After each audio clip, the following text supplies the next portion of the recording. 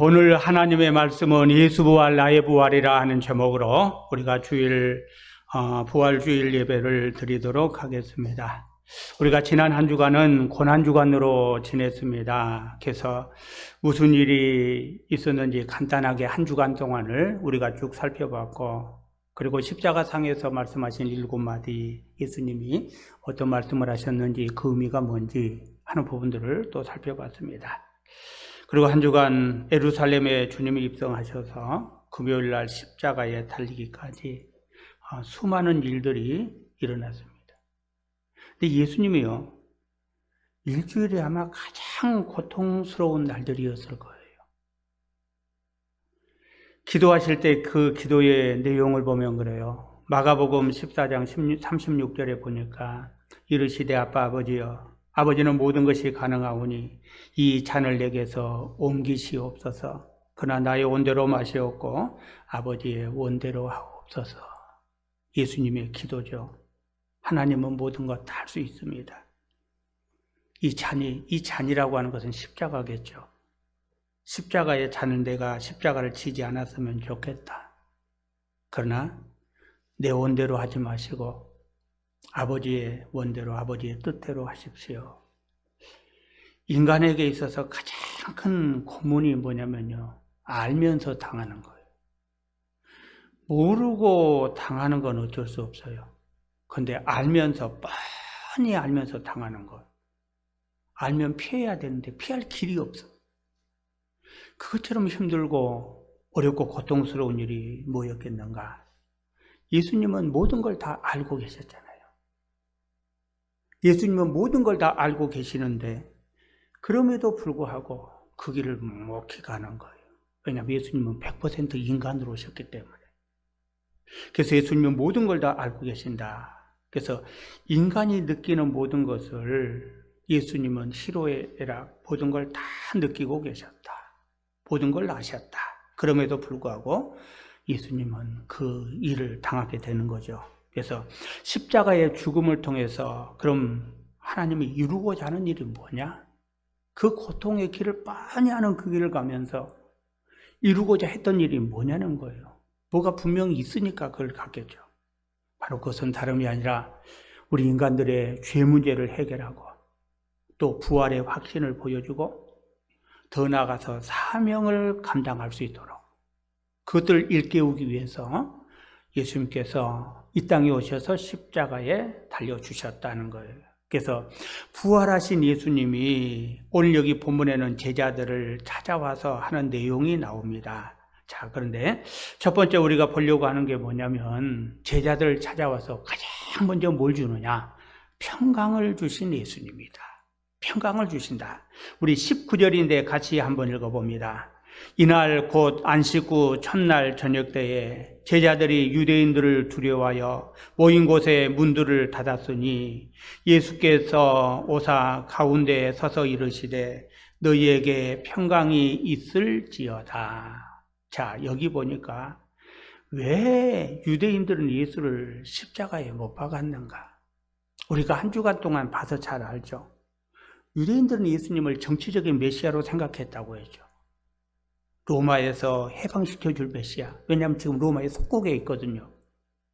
그리고 세계에서 가장 강한 강대국을 만들어줄 메시아. 지금 유대인들이 기다리고 있는 메시아는 다름이 아니라 바로 그런 메시아를 기다리고 있어요. 자, 그런 메시아를 기다리고 있고, 그래서 메시아가 오셔서 처음에는 다 같이 따랐죠. 자, 그런데 종교 지도자들은 그 메시아를 기다렸지만 그 메시아가 하는 것 보니까 자기들하고 생각이 너무 많이 달라요. 다르다는 얘기는 무슨 얘기입니까? 자기 정치적인 메시아로 오실 줄 알았는데 그렇지는 못하고 설상가상으로 예수가 자신들을 자꾸 해롭게 만들어요. 자기 자신들을 공경에 빠뜨리고 힘들게 만들어. 자, 그러다 보니까 이 종교 지도자들이 백성들을 선동을 하기 시작을 했죠. 선동을 해서 저 예수는 십자가에 못 박아야 된다. 근데요, 어리석은 백성들은 그들의 꾀에 넘어가서 십자가 처형시키는데 앞장서서 갑니다. 요즘도 이런 일이 그대로 일어나고 있죠, 정치판에서. 제가 항상 하는 얘기지만 콘크리트 지지자들이라고 하는 사람들, 이거 예수를 십자가에 못 박은 사람 그 무리하고 다를 게 하나도 없어요.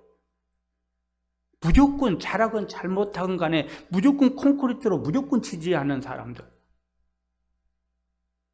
이게 지금 그런 사람들이 예수님 당시에도 있었단 얘기예요. 그래서 결국은 예수를 십자가에 못 박고 말았다는. 그래서 십자가에 달리고 그러나 3일째가 되면은 예수님은 부활하셨습니다.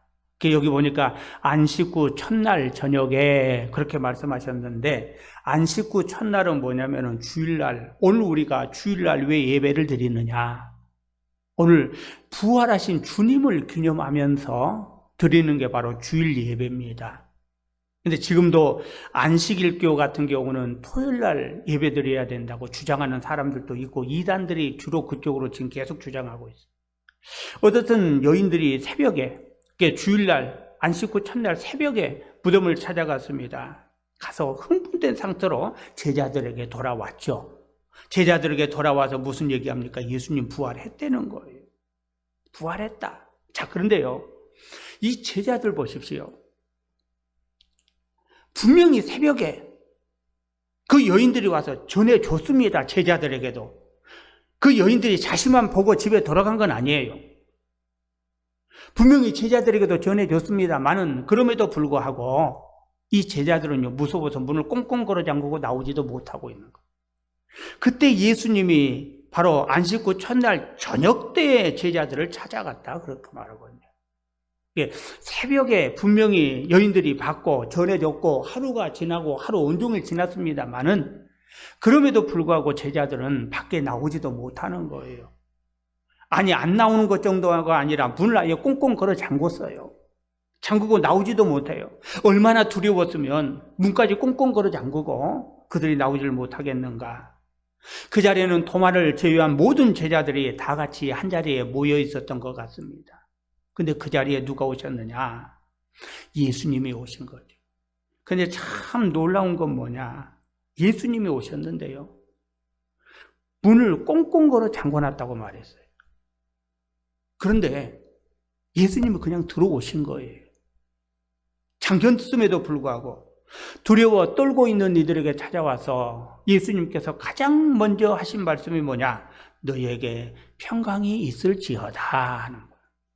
주님께서 우리에게 찾아오시면 아무리 어렵고 힘든 두려운 일이 있다 할지라도 우리에게는 분명히 평강이 임하는 줄 믿으시기 바랍니다. 그래서 주님을 우리가 꽉 붙잡고 나가야 돼요. 그래서 부활하신 그 예수님의 그 달라진 모습, 부활하신 예수님 몸 상태가 완전히 신령한 상태로 변했고 시간과 공간을 초월하고 벽을 뚫고 들어오고, 지금 예수님의 몸 상태가 이렇게 변했어요. 이렇게 변했다는 건 뭘 말합니까? 예수님이 부활하신 이유가 뭡니까? 우리에게 모델로 보여주신 거잖아요. 여러분요, 우리 자신들도 부활하게 되면 이런 신령한 몸의 상태로 변하게 되는 줄 믿으시기 바랍니다. 그래서 예수님은 두렵고 떨고 있는 제자들에게 찾아와서 너희들에게 평강이 있을지어다, 이렇게 말씀을 주고 있는데, 제자들에게 찾아와 주시는 평강이라고 하는 게 뭐냐? 도대체 이때는 무슨 평강을 말하느냐?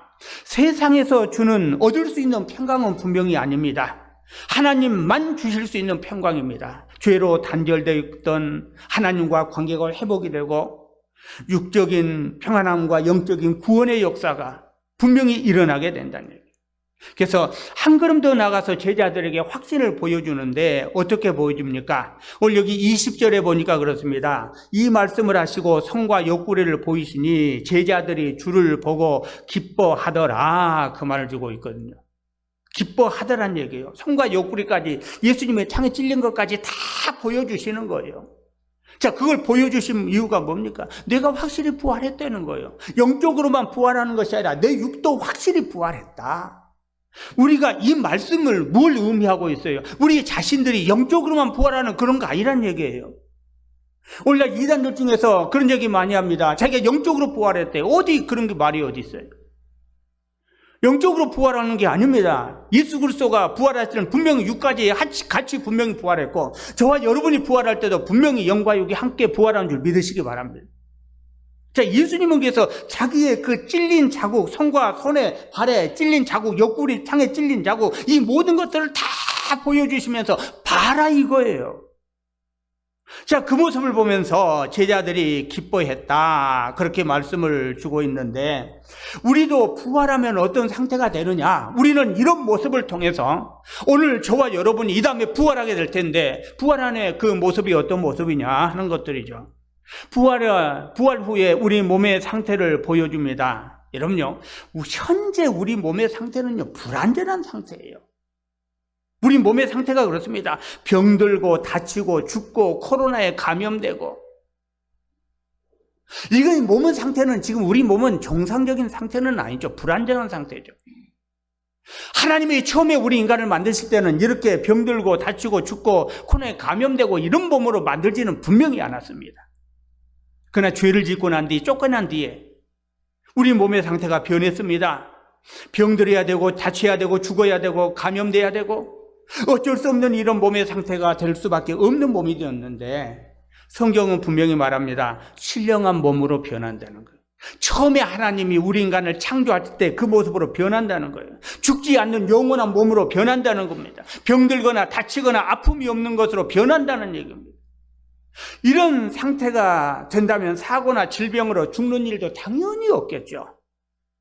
오늘 우리가 당하는 여러 가지 많은 고통들, 이 모든 것들이 그리스도 안에서 부활하게 되면 이 모든 것들이 단번에 다 해결되는 줄 믿으시기 바랍니다. 그 모습을 지금 예수님이 보여주시기 위해서 부활하셨다는 겁니다. 그래서 예수 믿는 사람들이 죽음 앞에서 담대한 이유가 뭐냐? 왜 담대해야 하냐는 얘기예요. 죽어도 다시 산다는 거예요. 산다. 그래서 성경은 죽는다는 말을 쓰지를 않아요. 잠다 이렇게 써요. 잠잔대요. 우리가 잠자고 나면 그 다음날 깨어나잖아요. 우리 인간의 상황에서 보게 되면 하루 저녁 자고 나면 깨어나겠죠. 영원한 하나님의 나라에서 보게 되면요, 우리 인간들은 긴 것 같지만 잠자는 것밖에 안 된다. 깨어난다는 겁니다.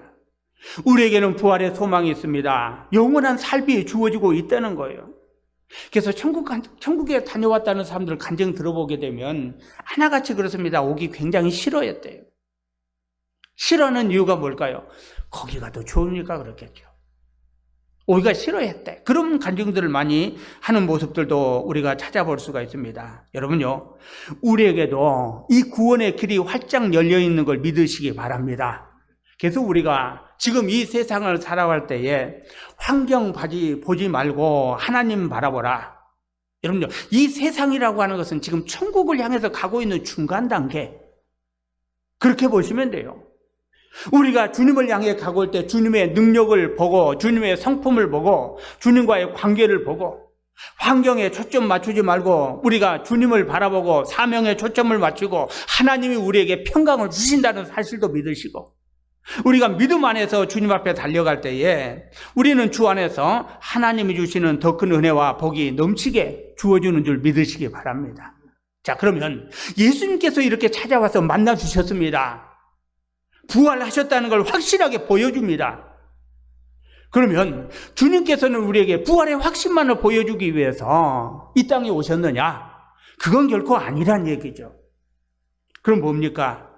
우리에게 사명도 함께 주기 위해서 오셨다 하는 사실이에요. 사명도 함께 주기 위해서. 그래서 두 번째 보니까 사명을 주신 예수님하고 우리가 생각해 볼 수 있는데, 21절 같이 한번 읽어봅니다. 예수께서 또 이르시되 너희에게 평강이 있을지어다.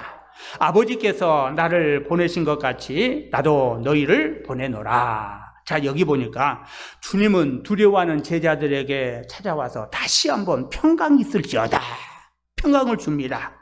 평강이 있으라는 거예요. 그리고 평강을 주신 이유가 뭐냐? 그걸 지금 말씀했는데 사명이죠. 아버지가 나를 보낸 것 같이 나도 너희를 이제 보낼 것이다.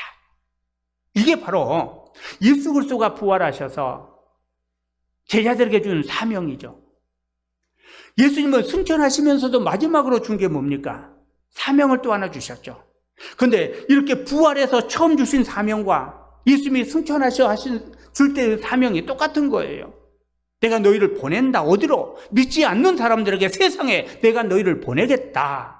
그래서 너희에게 복음을 전할 수 있도록 하시겠다 하는 것이 바로 하나님께서 우리에게 주고 있는 사명인 줄 믿으시기 바랍니다. 여러분요, 주님이 찾아오실 때는 이유가 있어요. 은혜만 주기 위해서 찾아오신 것은 결코 아니라 사명도 함께 주기 위해서 찾아오셨다. 그래서 하나님은 처음부터 인간을 만드실 때 인간에게 찾아오셨고, 그때도 역시 사명을 그때도 주셨어요. 하나님은 이런 초질과는 똑같아요. 처음에 창조하시면서 인간을 만드시고 인간에게도 분명히 사명을 주었습니다. 정복하고 다스리라고 분명히 사명을 주었고, 예수님이 부활하신 다음에도 분명히 평안을 주시면서 사명을 주었고, 예수님께서 승천하시면서도 분명히 사명을 주었습니다. 그리고 그 일에 대한 최종적인 마지막 심판이 있는데 그게 바로 예수 그리스도의 재림이라고 말합니다. 하나님은요, 처음부터 인간을 만드실 때 다른 피조물들과는요 비교할 수 없을 정도로 큰 은혜와 복을 주셨어요. 다른 짐승들, 다른 피조물들하고는 비교가 안 돼요.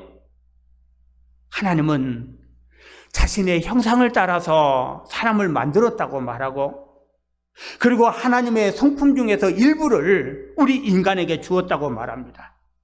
이 은혜와 축복이 얼마나 큰지 여러분, 다른 동물들과 한번 비교 한번 해보세요. 비교 한번 해봐라는 얘기예요. 다른 동물들이 지금 어떻게 살고 있는가? 똑같은 피조물입니다. 하나님이 사람도 하나님 만들었고 다른 짐승들, 동물들도 모두가 다 하나님이 만드셨어요. 자, 그런데 우리가 지금 살아가고 있는 그 모습을 보게 되면 다른 동물들과 비교할 수 있겠는가? 저는 가끔 동물의 왕국이라고 하는 걸 저는 곧잘 봐요. 재밌어서 잘 봅니다.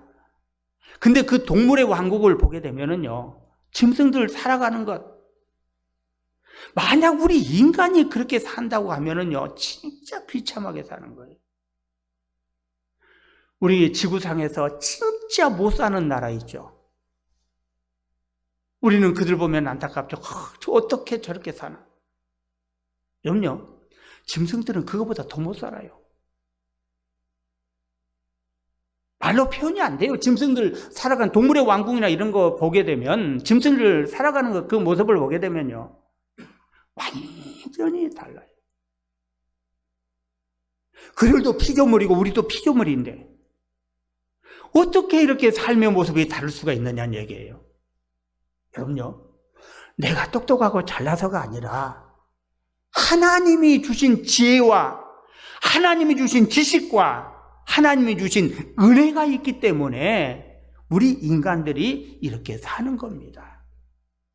그런데 그 인간들이 욕심이 심해서 자기 욕심 챙기느라고 이 지구를 엉망으로 만들고 많은 사람들을 막 죽이고 있잖아요.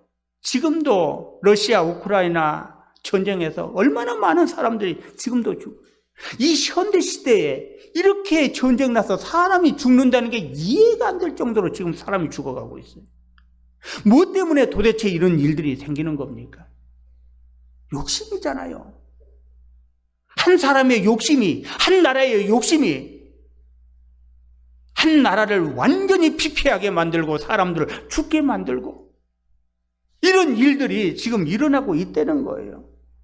하나님이 이렇게 우리 인간에게 은혜와 복을 주셨는데 우리 인간들은 이것들을 망각하고 하나님이 주신 사명을 망각하고 자기 욕심과 쾌락과 정욕에 빠져서 지금 완전히 다른 길로 가고 있다는 사실이에요. 하나님은요, 이런 우리에게 은혜를 주셨지만 사명도 함께 주셨다. 짐승들에게는 찾아볼 수 없는 사명이죠. 나를 보낸 것 같이 나도 너희를 보내노라. 여러분요, 평강은요, 하나님이 주시는 게 맞습니다. 하나님이 주시는 게 맞아요. 우리가 삶을 살다 보면 주님이 함께 하실 때와 함께 하지 않을 때 분명히 달라요. 깨닫습니까? 느끼십니까? 이게 깨달아져야 돼요. 주님이 나와 함께 할 때와 함께 하지 않을 때 뭐가 다른지 이게 깨달아져야 진정 믿음 안에서 저와 여러분이 믿음 안에 바른 신앙의 삶이 우리가 살아갈 수가 있다는 거예요. 여러분 깨닫는 자 축복인 줄 믿으시기 바랍니다. 그래서요, 사명과 평강은 같이 나타난다.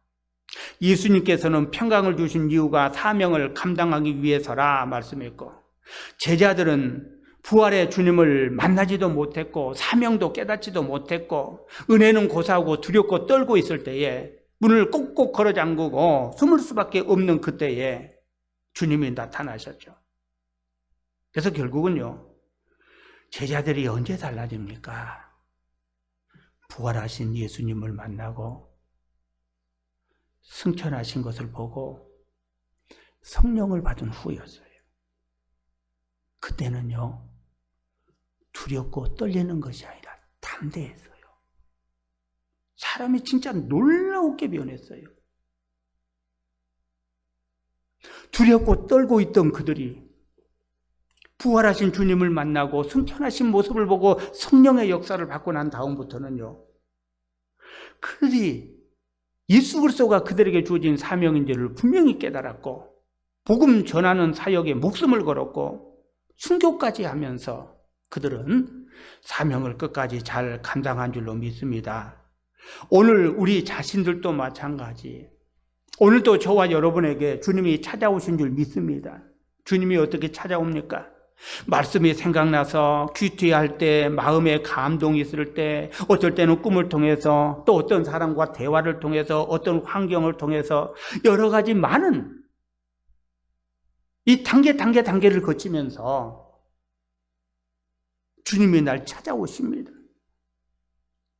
우리는 이런 단계를 통해서 수시로 우리는 예수 그리스도를 만나고 있는 게 사실이에요. 오늘도 우리가 예배를 통해서 주님을 만나고 있는 줄 믿으시기 바랍니다. 말씀을 통해서 주님이 내게 말씀하실 때 내게 주님이 무슨 말씀을 하고 있는지 저와 여러분은 분명히 예수 그리스도를 만날 수가 있어요.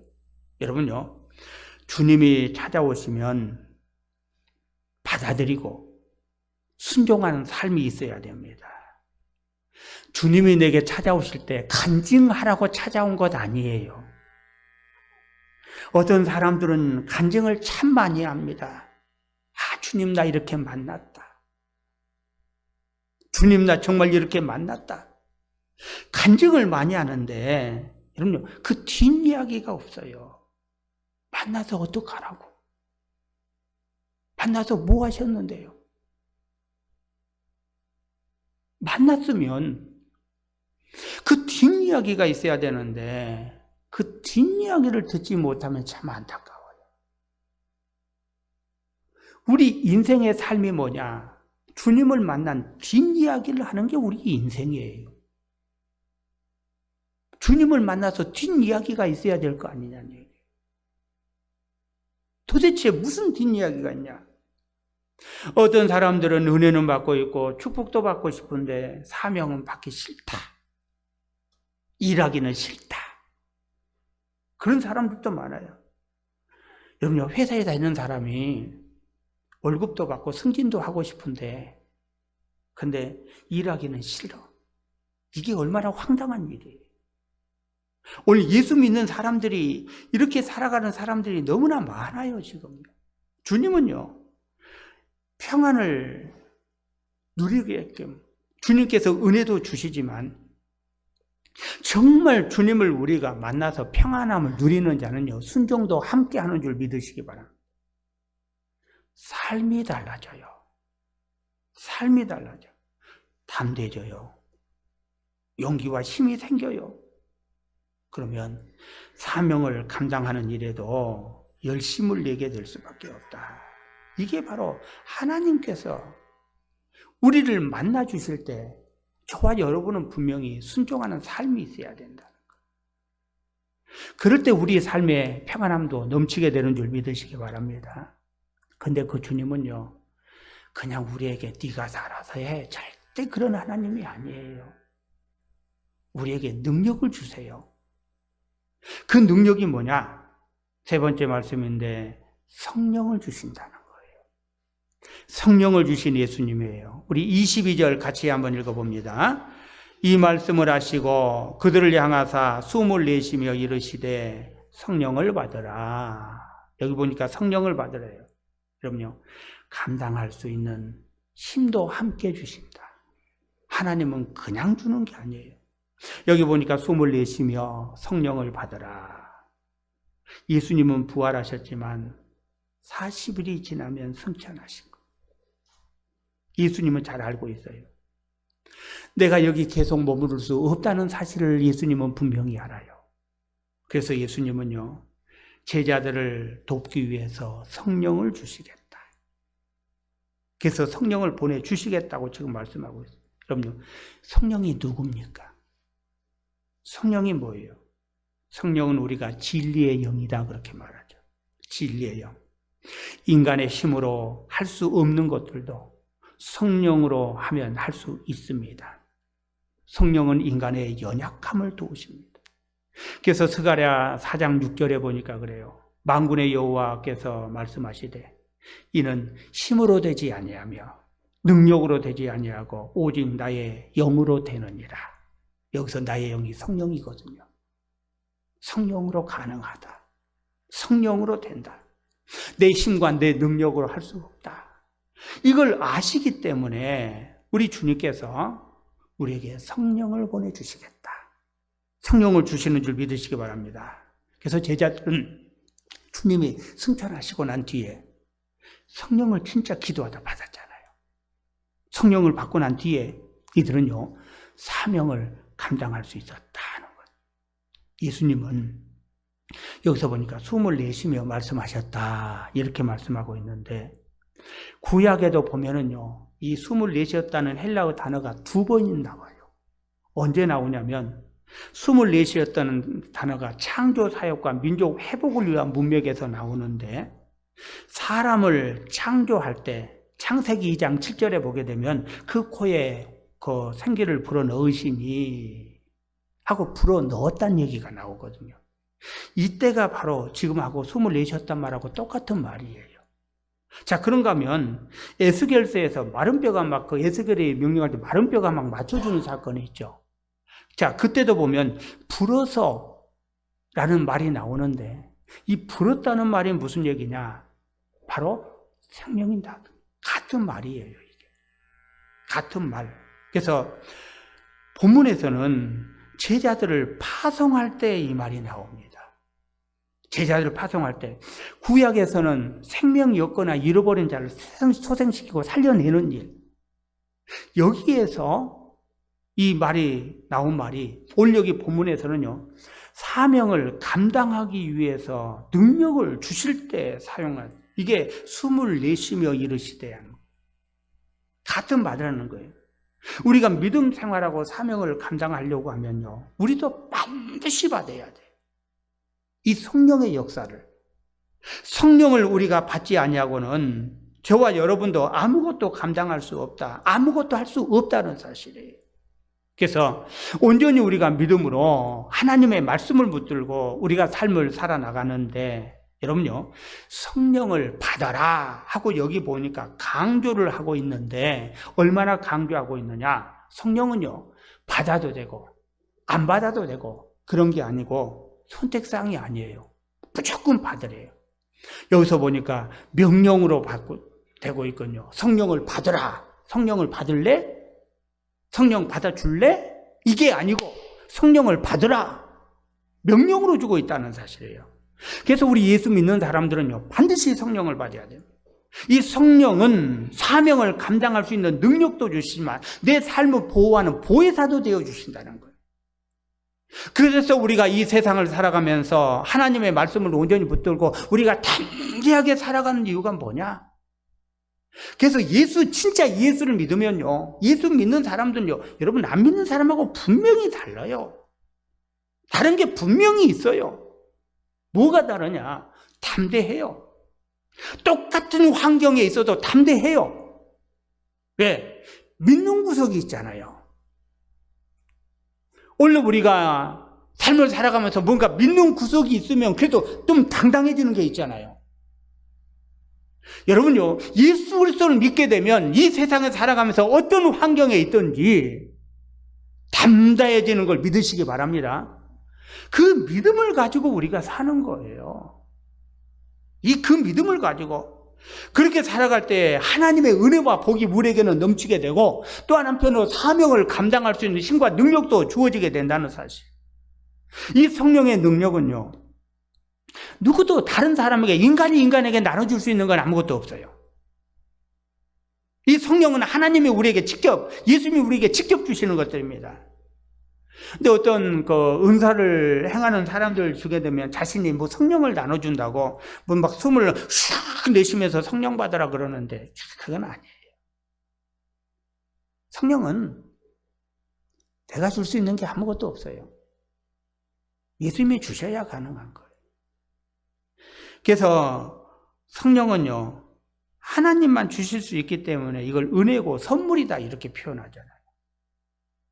하나님의 은혜고 하나님의 선물인데 내가 뭘 줄 게 뭐 있어요? 기도는 해줄 수 있겠죠. 기도는 할 수 있죠. 설사 내가 기도를 해서 그에게 성령이 임했다 할지라도 그건 내가 준 것이 아니고 하나님이 주신 줄 믿으시기 바랍니다. 하나님이 하신 거예요. 하나님 안에서 우리가 이렇게 성령을 받게 되면 성령의 큰 은혜와 능력 가운데 우리가 믿음의 삶을 살아갈 수 있다. 문제는요, 받은 성령을 유지할 것이냐 소멸시킬 것이냐, 이건요 나한테 달려있어요. 나한테 달려있어. 순종하면 유지될 겁니다. 불순종하면 소멸될 겁니다. 지금 우리에게도 성령이 다 임해 있는 줄 믿으시기 바랍니다. 성령이 임해 있기 때문에 저와 여러분이 이렇게 예배 드리고 제가 성령 받았기 때문에 제가 이렇게 설교하는 거예요. 성령 받지 못하고 제가 설교하면요, 이 설교하면서 진짜 마음의 갈등을 많이 느낄 거예요. 왜? 안 믿는 걸 어떻게 설교해요? 듣는 성도들도 마찬가지예요. 안 믿어지는데 들으려고 하면 진짜 죽을 맛이겠죠. 여러분요, 이 말씀이 받아들여지고 이 말씀이 믿어진다는 건 성령을 받은 증거입니다.